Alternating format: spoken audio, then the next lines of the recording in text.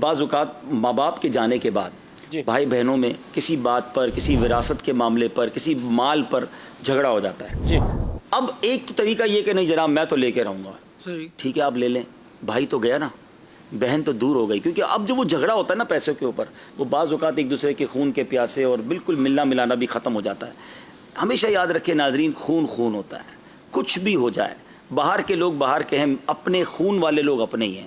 کیونکہ جب آپ کو کچھ بہت زیادہ پرابلم ہوگی نا تو بھائی بہن ہی بستر کے کنارے کھڑے ہوتے ہیں.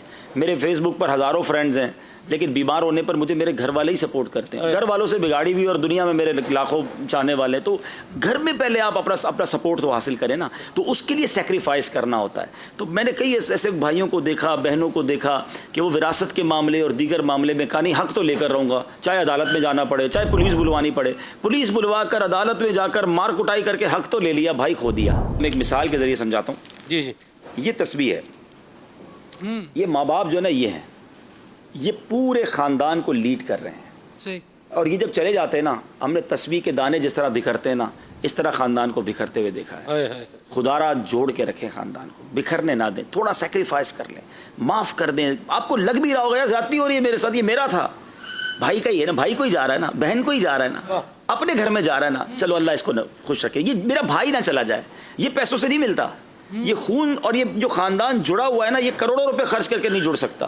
تو خدا را تھوڑا سا قربانی دے کر خاندان جوڑے رکھیں، پیار جوڑے رکھیں. بچپن کے دوست لڑ پڑتے ہیں یار، میرا حق ہے میں لے کر رہوں گا، یا تو وہ تھوڑا سا حق لے لوں یا یہ 20 سال کی دوستی ضائع کر دوں. آپ چاہتے ہیں آپ کے دنیا سے جانے کے بعد بچے جڑے رہیں، ابہام نہ چھوڑیں، کنفیوژن نہ چھوڑیں. آپ جو کرنا چاہتے سب کو بٹھائیں اور پہلے شرعی رولنگز معلوم کر لیں کہ میں کتنی وصیت کر سکتا ہوں، شریعت مجھے کتنی اجازت دیتی ہے.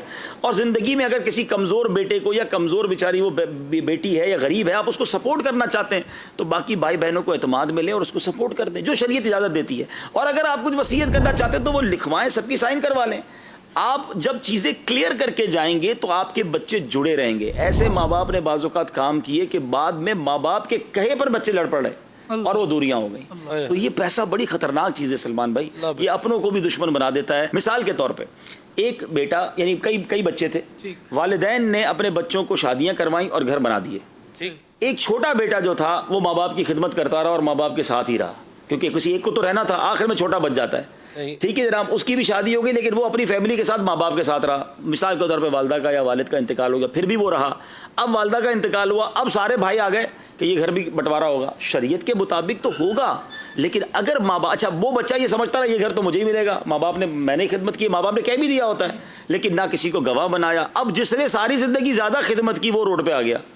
سب کے گھر پہلے بن گئے، وہ بیچارہ خدمت کے لیے ماں باپ کے ساتھ رہا اور وہ آخر میں روڈ پہ آ. یار آپ پہلے ہی کلیئر کر لیتے، سب کو بلا لیتے، شرعی تقاضوں کے مطابق اس بچے کو گھر دے دیتے کہ بھائی دیکھو تم سب کے گھر بنا دیے، اس نے میری خدمت کے لیے الگ نہیں گیا.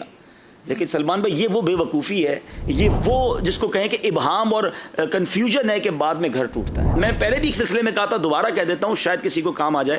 میری والدہ کو اللہ جنت نصیب کرے، ہمیشہ ایک بات کہتی تھی، بیٹا میرے مرنے کے بعد بھی جڑے رہنا، آپس میں ایک رہنا. ہمارے والدین نے سب چیزیں پیپر پہ لکھی، سب وصیت لکھی، سب بھائی بہنوں کی سائن کروا لی. سلمان بھائی الحمدللہ آج بھی ہر ہفتے جس طرح ہم والدین کے گھر جمع ہوتے تھے، ہم ہر ہفتے الحمدللہ آج بھی سارے بھائی بہن جمع ہوتے ہیں. اور ہم نے نیت کی ہے کہ انشاءاللہ مرتے دم تک ہم یہ جاری، اللہ یہ محبت سلامت رکھے، کیونکہ والدین نے ابہام نہیں چھوڑا تھا، ورنہ پھر وہی دوریاں ہو جاتی، کنفیوژن ہو جاتی.